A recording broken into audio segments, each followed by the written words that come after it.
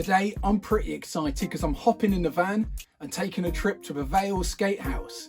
A while back I did a video on the spine transfer and I've been itching to get back ever since, see if I can find a few different ways to transfer from one side of the spine to the other. Some of the variations I'd like to give a whirl is the half cab over the spine, also the blunt over the spine, also fancy giving it a crack backwards, so fakie over the spine. I've also been thinking whether I could do a frontside axle stall onto the top and then come back in with a backside axle stall in. Whew. To warm up, I'm going to see if I can do my basic spine transfer straight over the top, get a feel for that spine.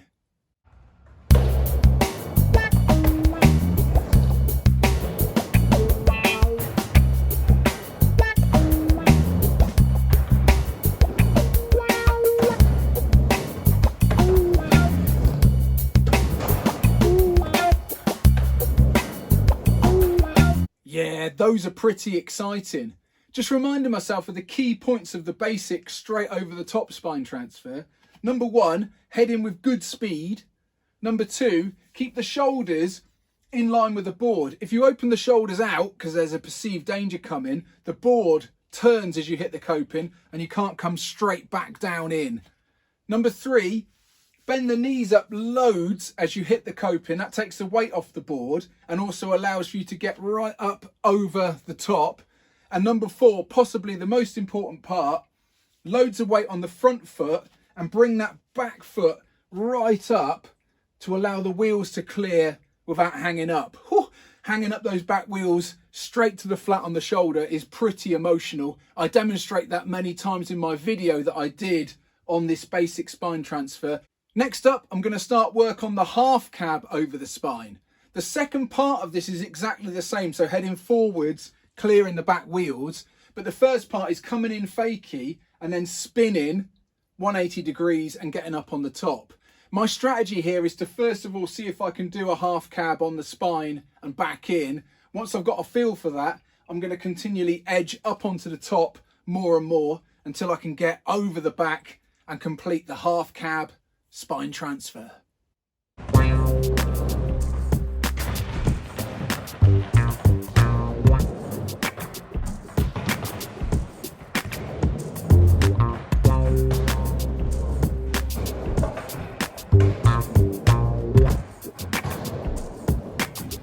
Yeah, just starting to get a feel for those half cab rocks on the spine.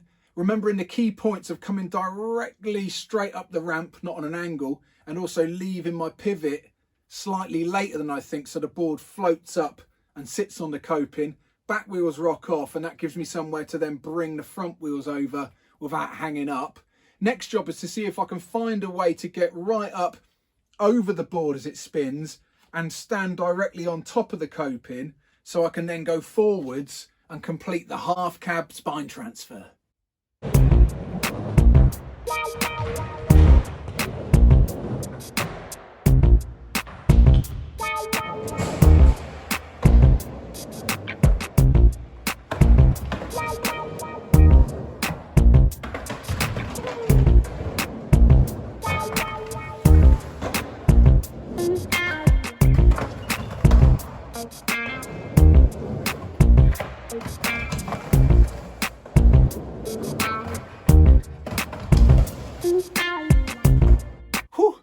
That's pretty exciting and pretty scary.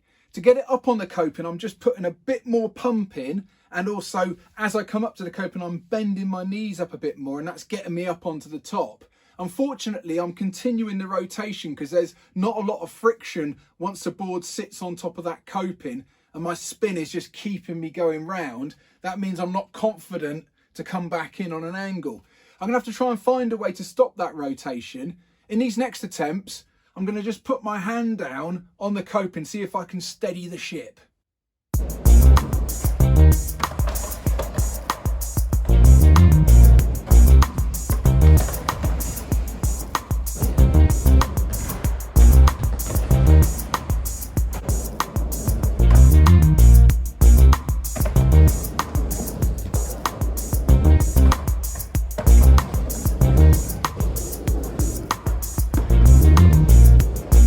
managed to make it over a couple using the hand on the coping technique. I think one of the bonuses of grabbing hold of the coping is it makes me bend my knees right up, and that's helping with the stability as I go over.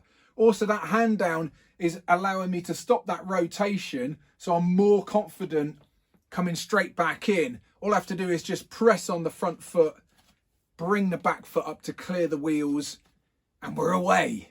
However, the half cab over the spine I had in mind at the start was a no-handed affair. So in these next attempts, I'm going to experiment with rocking the board further. The idea being that the back wheels will butt up against the coping and stop that rotation, give me some confidence to come straight back in. I'm also going to bend my knees up a bit more and think about my shoulders in terms of the board, see if I can stop that rotation by keeping those square as well.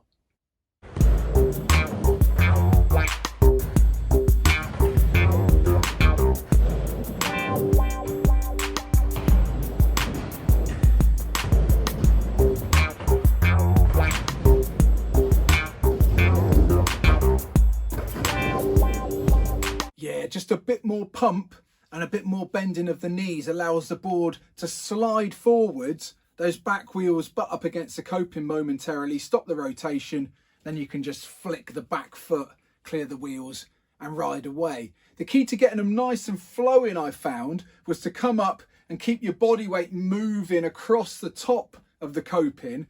Shoulders keep on moving forward. Takes a little bit more commitment, but what you end up with is a clean half cab and then a rock straight back over and in. Whew.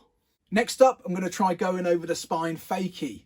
I've got a bit of a psychological barrier with this one because the last time I tried it, got up on the top, dilly-dallied for too long, and then caught the wheels coming back over fakie, and I landed on the flat, tweaked the old ribs. Oh, it was not fun. So coming into this one, I've just got to come up onto the top and be mindful of clearing those wheels on the way back in.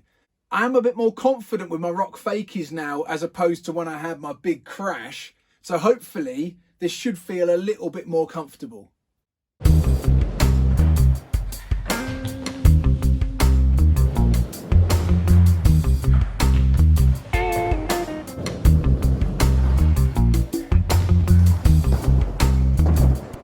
Oh, crikey. It's all come flooding back. That is pretty scary. Going over backwards, I think I'm just coming at it too fast and it's not giving me enough time to work out where I am in relation to the coping for rocking back in, and I'm struggling to commit just jumping off. The bail's not too bad, just jump off, knee slide or run out of it. In these next attempts, I'm going to see if I can buy a bit more time, get up on the coping, maybe balance there for a minute and then rock in. That'll give me enough time to work out whereabouts I am and also give me a chance to really clear those front wheels so I can commit to coming back in.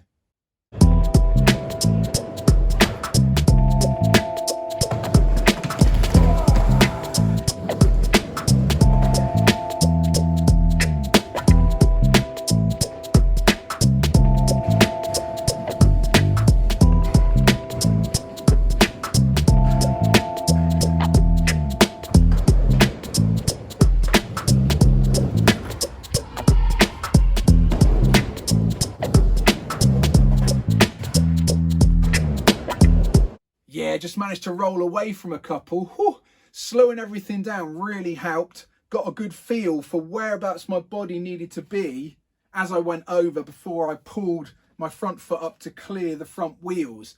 It is an alien feel. It's different to the rock fakie. With the rock fakie, obviously you go up and then you fall backwards. With this one, you're going up and then you're falling all the way through. So it's difficult to know where your bearings are and at which point the timing for the clearing of the wheels should happen. If you try and clear those wheels too early, you'll spoon out back into the transition.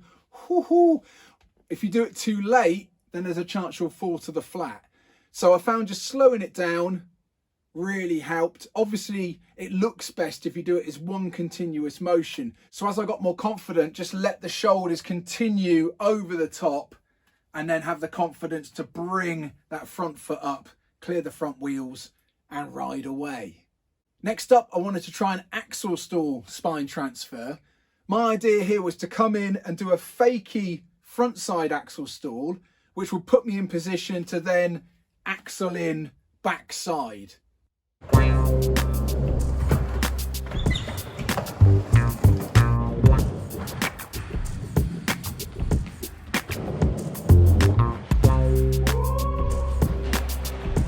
Yeah, locking into those frontside axle stalls is a little bit trickier than I anticipated. Usually when I do a Fakie frontside axle stall, I leave my body a little bit out into the transition, and that gives me somewhere to push off of to come back in. With this, it's not going to work because I need to stand right up on top of the spine. So I need to go a little bit further than I'm used to. It's going to be a little bit more of a pump and a little bit more commitment to stand on top, which is quite scary because if you go too far, you're running out the other side. Really mindful that my front foot is behind the bolts when I try this. I don't want a foot on either end because if I then try and run out, the board will start tic-tacking with me.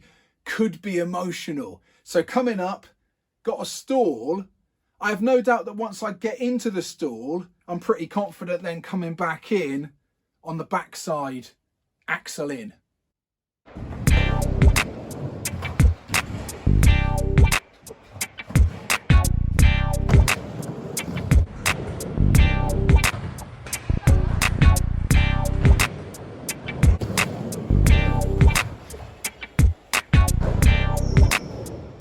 Yeah, I managed to get a feel for the amount of pump needed to stand right on top of the board.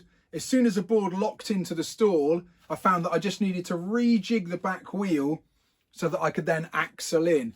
On this coping, it's a little bit tricky because it's too wide for both wheels to be either side. So as you lock the back wheel in on the front side, you then need to rejig it so you can axle over the top. If you try and axle with it locked there, it would just pivot round and you'd end up in some sort of rock Fakie affair and the wheels would definitely hang up.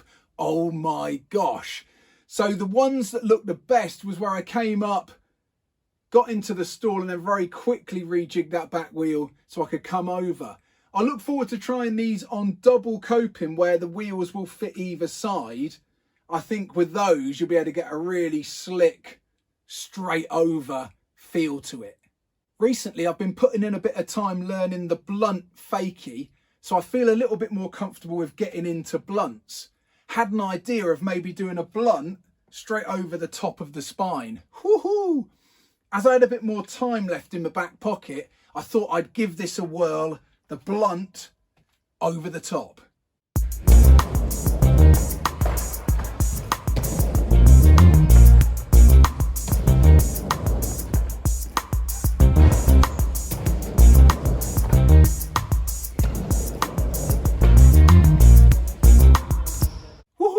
That's pretty exciting. Going with the nose grab and hand plant option seems to give me a lot more confidence and stability. Luckily the bail is not too bad, straight over the top, and you can knee slide out, leaning on that hand to push you over.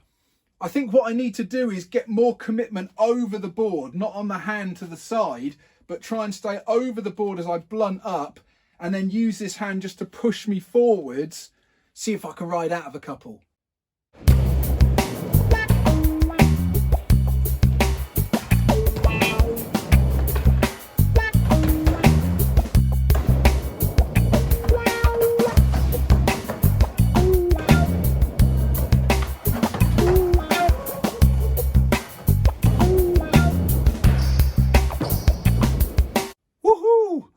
I just managed to ride away from a couple. The main thing I changed was as I came up, stayed right over the board, bent my knees right up, especially my back leg, made the nose grab, and then didn't put too much weight on this hand, just trying to stay centered over the board. As I rock forward, push hard off his hand so that you're nicely out in the transition as you come over. In future sessions, I'd really like to get this so that it's not a hand on the coping affair, it's just a straight over. But to be honest, I was so excited and so pleased to have actually made one of these that I just went for two to make it true and called it a day.